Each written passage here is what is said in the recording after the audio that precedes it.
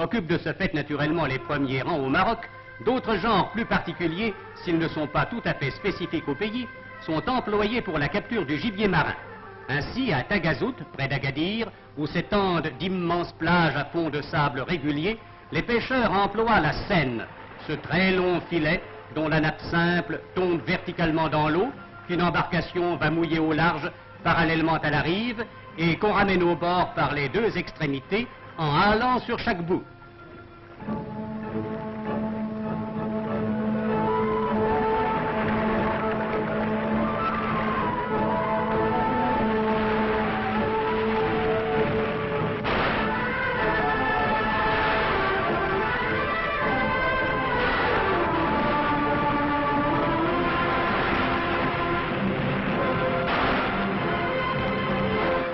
La pêche à la senne ramène surtout au Maroc les plantureuses ombrines qui naguère prenaient le chemin des villes à dos de chameau, mais qui maintenant sont conduites par camion jusqu'au marché ou jusqu'à la conserverie voisine. Tant pis pour le pittoresque et la couleur.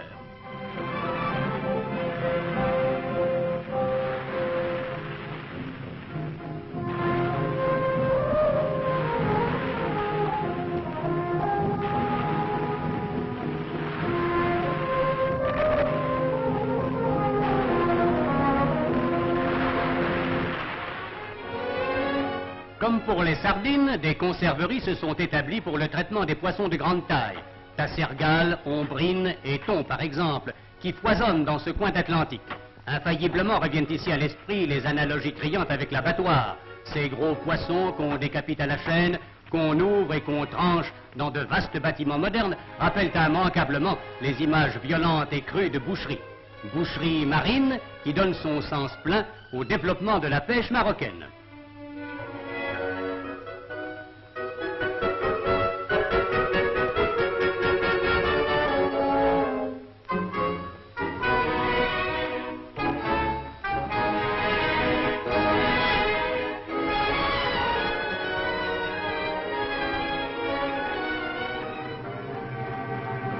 Agadir, qui reste dans la mémoire comme le nom d'un détail historique, est sur la côte de l'Empire chérifien de par sa situation, sa population de pêcheurs, la présence nouvelle de ses conserveries, comme une sorte de capitale du sud de la pêche.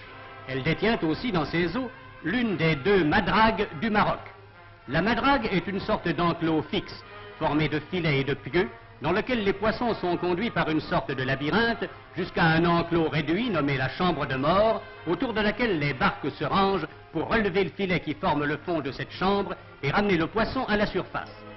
Cette pêche, bien que nouvelle au Maroc, était autrefois très courante en Méditerranée et sur les côtes atlantiques d'Espagne et du Portugal.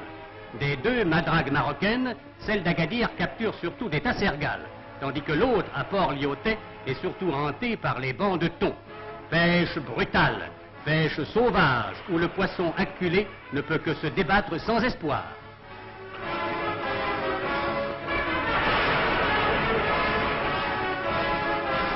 Et peut-être cette pêche à la madrague est-elle le vrai symbole des pêcheries marocaines. Sous un ciel de feu, sur une mer tiède, dans une frénésie de mouvements et de couleurs, et dans le miracle de l'abondance.